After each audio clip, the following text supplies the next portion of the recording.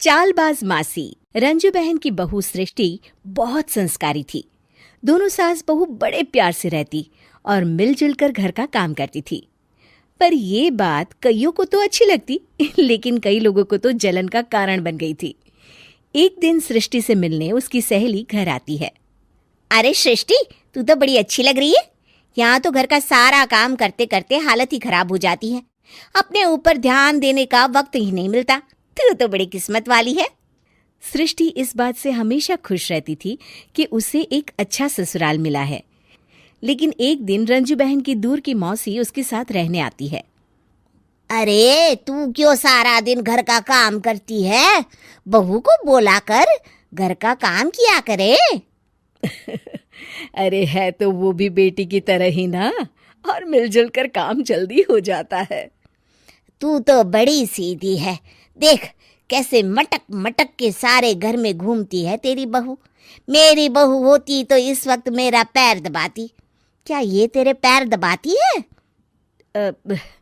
पैर तो कभी नहीं दबाए इसने मेरे। ये सुनकर रंजना मौसी समझ जाती है कि उसने अपना काम कर दिया। अब जल्दी सास बहू में जंग होगी। मौसी मुस्कुराती हुई वहां से निकल जाती है। एक दिन रंजना मौसी सृष्टि से कहती है, तुम्हारे कान के झुमके तो बड़े सुंदर लग रहे हैं। जरूर तुम्हारी सास ने दिए होंगे। नहीं नहीं मौसी, मेरी माँ ने दिए हैं। अच्छा, फिर तेरी सास मुझे क्यों कह रही थी कि ये झुमके उसने तुम्हें दिए हैं? उसे झूठ नहीं बोलना चाहिए था। वैसे तुम्हारी सास ये भी कह रही थी कि तुम्हें खाना बनाना नहीं आता, तभी उस बेचारी को सारा दिन तुम्हारे साथ काम करने के लिए किचन में लगना पड़ता है। ऐसी तो कोई बात नहीं है। मुझे खाना बनाना नहीं आता। अरे मैंने तो खुद उन्हें खाना बनाना सिखाया है मौसी। रंजना मौसी वहां से चली जाती हैं। किचन में सृष्टि खाना बना रही होती है कि तभी उसकी सास वहां आ जाती है और वो कहती है, आज मेरे पैर में बहुत दर्द है, खाना तू ही बना ले। और वैसे भी मैंने सुना है कि मुझे खाना बनाना तो तूने सिखाया है। हाँ माँ जी, सुना तो आपने सही है। वैसे मैंने भी बहुत कुछ सुना है, लेकिन क्या बोलूं। दोनों सास बहू को झगड़ते देख बाहर खड़ी रंजना मौसी मुस्कुराने लगती है। बड़ी आई थी प्यार से रहने वाली।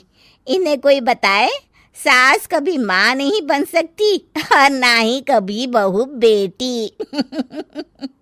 शाम को रंजना मौसी सृष्टि को बुलाती है। अरे सृष्टि बेटा, जरा एक कप चाय तो दे दे। मौसी, चाय आप माँ जी से ही ले लीजिए। मैं किचन में पैर भी नहीं रखूंगी। वैसे भी मुझे कहाँ आता है चाय बनाना। तभी वहां रंजू आ जाती है। वो सृष्टि की बात सुन लेती है। हाँ हाँ बहू रानी, तुझे तो कुछ नहीं आता। रंजना, तो तू एक काम कर, तू ही चाय बना ले। और हाँ, सृष्टि को भी चाय दे देना। इसे क्या लगता है ये चाय नहीं बनाएगी तो क्या हम चाय नहीं पिएंगे? अरे हम पिएंगे भी और पिलाएंगे भी। रंजना मौसी थक कर उठती है। ठीक है रे रंजू दीदी, आप जैसा बोले। रंजना चाय बनाकर लाती है और सोफे पर बैठी सृष्टि और रंजू को चाय देती है। अच्छा, मैं थोड़ा मंदिर तक जा रही हूँ। रात में देर हो जाएगी आने में। रंजना देर रात घर आती है तो सृष्टि को आवाज लगाती है। अरे बहू रानी, कुछ खाने को तो दे दे। बहुत जोर से भूख लगी है। मैंने कोई खाना वाना नहीं बनाया मौसी। वैसे भी आपकी बहन तो कहती है ना कि मुझे खाना बनाना आता ही नहीं। हे भगवान, अब यह फिर से ना शुरू हो जाए। तभी वहां रंजू आ जाती है। रंजू, आज खाना तुम ही बना लो। और हाँ, थोड़ा खाना सृष्टि को भी दे देना, ताकि इसे भी पता चले कि हमारे यहाँ खाने का स्वाद क्या होता है। रंजना बेचारी किचन में जाकर पूरे घर का खाना बनाती है। जब वो खाना बनाकर बाहर निकलती है तो सास बहू टेबल पर बैठकर उसका इंतजार कर रही होती हैं।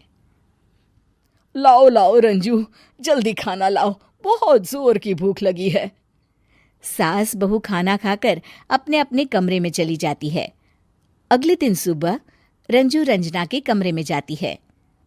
अरे रंजू, अभी तक सो रही हो? जरा नाश्ता तो बना दो। तुम्हें तो पता है ना कि बहू आजकल किचन में पाँव भी नहीं रखती। पता नहीं किसने उसके कान भरे हैं। चलो अब उठो और नाश्ता बनाओ। और हाँ, सृष्टि को भी दे देना खाने के लिए। अरे उसे भी तो पता चले कि हमारे घर का नाश्ता कैसा होता है। मैं नीचे जा रही हूँ, जरा जल्दी वक्त पर आ जाना। हाँ। रंजना नीचे उतरती है और उसके हाथ में सूटकेस होता है।